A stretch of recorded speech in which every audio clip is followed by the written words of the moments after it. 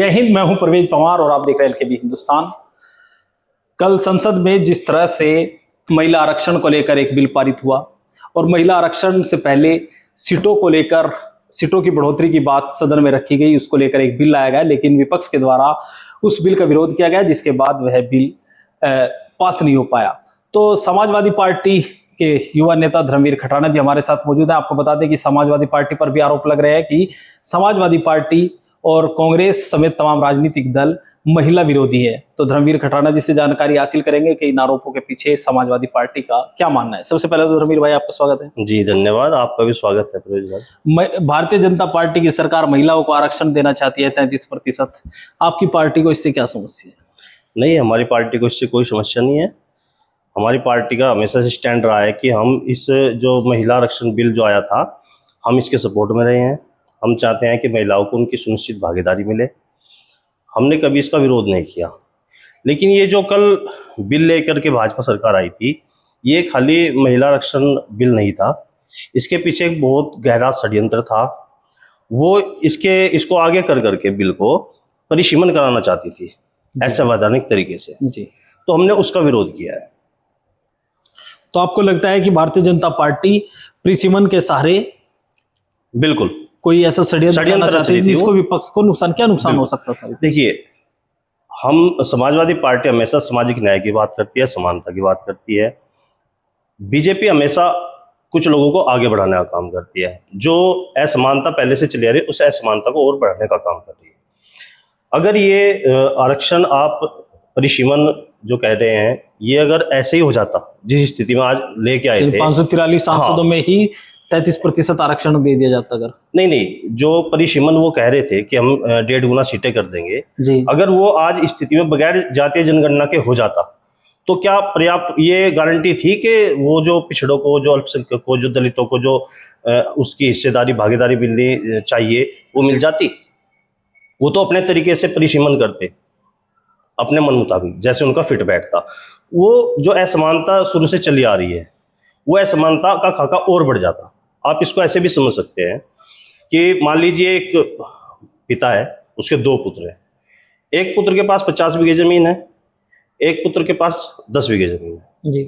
और पिता कहता है अपने पुत्रों को कि मैं आपको और 10% जमीन दे रहा हूं, अपनी तरफ से बराबर दे रहा हूं, 10% दे रहा हूं। उसने कहने को तो कह दिया कि मैं दोनों को 10-10% दे रहा हूं, लेकिन वास्तविक इसके उल्टा होता। जिसके पास 50 बीघे है उसकी 55 बीघे जाती, उसको 5 बीघे का लाभ मिलता। जिसके पास 10 बीघे है उसको कितनी मिलती? 1 बीघा जी। तो असमानता जो पहले 40 बीघे की असमानता थी दोनों में, वो असमानता अब बढ़ करके और 44 की हो जाती। तो इस तरीके से हम इसको समझ सकते हैं, जो असमानता पहले हमारे और उन लोगों के बीच में है वो और बढ़ जाती। जो सामाजिक न्याय की, जो समानता की हम लोग बात करते हैं, उसका खाका और बड़ा हो जाता। यानी जिस तरह से वो तो अभी भी है, जिस तरह से राजस्थान है, मध्य प्रदेश है, हरियाणा है, मात्र 10 सीटें हैं, दिल्ली में 7 सीटें हैं, उत्तर प्रदेश में 80 सीटें। तो आपको लगता है कि 80 की 120 होती और 7 की 10 होती? बिल्कुल, 10 या 11 दिल्ली में, तो वो अंतर बढ़ता।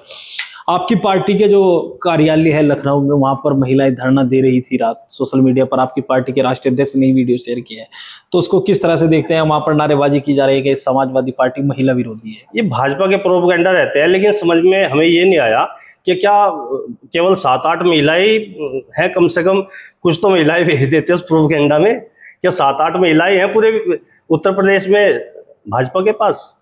इस तरह के नारेबाजी कराने से, इस तरह के प्रोपेगेंडा से कुछ होने वाला नहीं है। इन लोगों को अगर काम करना है तो वो ये काम करना चाहिए जो हमारे दबले कुचले वर्ग हैं, जो हमारा गरीब तबका है, जो हमारे अल्पसंख्यक भाई हैं, दलित समुदाय है, पिछड़ा वर्ग है, इन सबको कैसे समानता के दायरे में लेकर के आए, कैसे सामाजिक न्याय हो, कैसे इनके रोजगार की व्यवस्था हो सकती है, कैसे इनका अच्छा शिक्षा की व्यवस्था हो सकती है, कैसे अच्छे चिकित्सा की व्यवस्था हो सकती है। इन व्यवस्थाओं पर ध्यान देना चाहिए, ना कि इस तरह के प्रोपेगेंडा फैलाने से कुछ होने वाला नहीं है।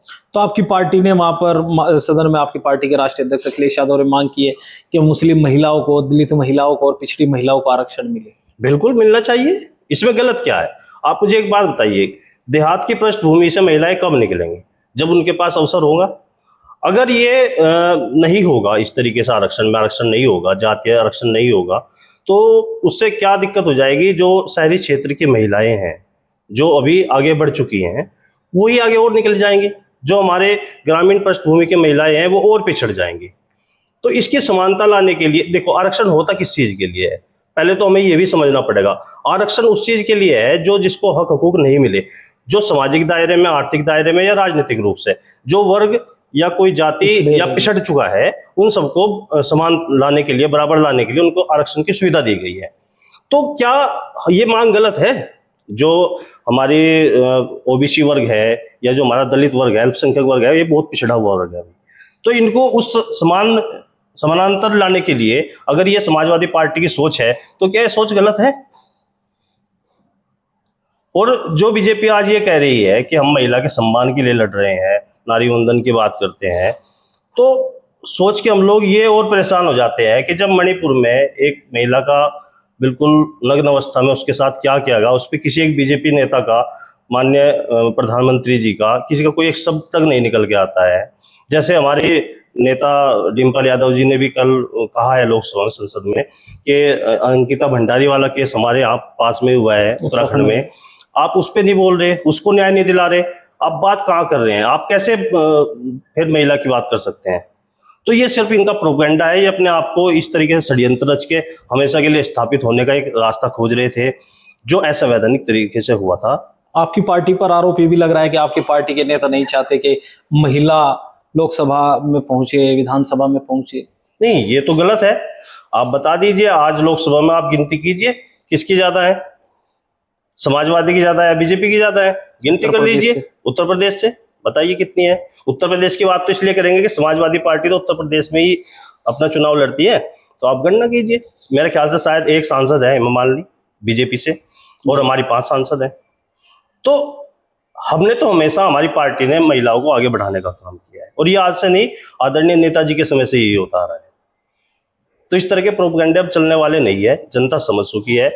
जिस आदिवादी की ये बात करते हैं, जिनको समानांतर रूप से ये पेश कर रहे हैं, ये वास्तव में उसको और पीछे धकेलना चाहते हैं। अच्छा, कुछ लोगों का मानना है कि जिस तरह से इस बिल का विरोध विपक्षी दलों ने किया है, तो कहीं ना कहीं 2027 के विधानसभा चुनाव में इसका खामियाजा भुगतना पड़ सकता है विपक्षी दलों को, जनता में नाराजगी हो सकती है, उसको लेकर क्या कहेंगे? नहीं, नाराजगी क्यों आएगी? मैं बता तो रहा हूँ, हम लोगों ने हम महिला आरक्षण बिल के खिलाफ ना तो 2023 में थे, तब भी ये पास हुआ था, हम लोगों ने इसमें समर्थन किया था। लेकिन आज जो ये इसके पीछे एक षड्यंत्र लेके आए हैं, हम उस षड्यंत्र के खिलाफ हैं। हम चाहते हैं आप करिए, हम आज साथ हैं, करिए। आप पहले जातीय जनगणना कराइए।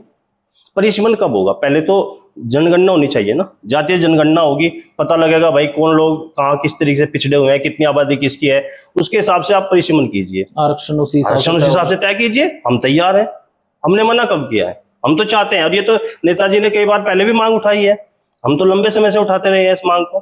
तो ऐसा नहीं है, हम लोग तो चाहते हैं कि हमारे जो आधी आबादी है वो आगे बढ़े। ये केवल बीजेपी, पीडीए में भी आधी आबादी है। बिल्कुल है, पीडीए का मतलब है वही ए से आधी आबादी है हमारा, और ये राष्ट्रीय अध्यक्ष जी हमारे आदरणीय अखिलेश यादव जी कई बार कह चुके हैं मंच से। तो हम लोग तो बिल्कुल फुल सपोर्ट में हैं, लेकिन इस तरह के प्रोपेगेंडे, इस तरह के षड्यंत्र को हम स्वीकार नहीं कर सकते, उसके हम हमेशा खिलाफ रहेंगे।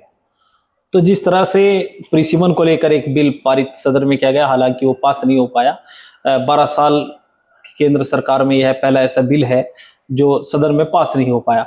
उस पर हमने समाजवादी पार्टी के नेता धर्मवीर खटाना जी से चर्चा की। इस वीडियो में बस इतना ही। आगे के अपडेट के लिए बने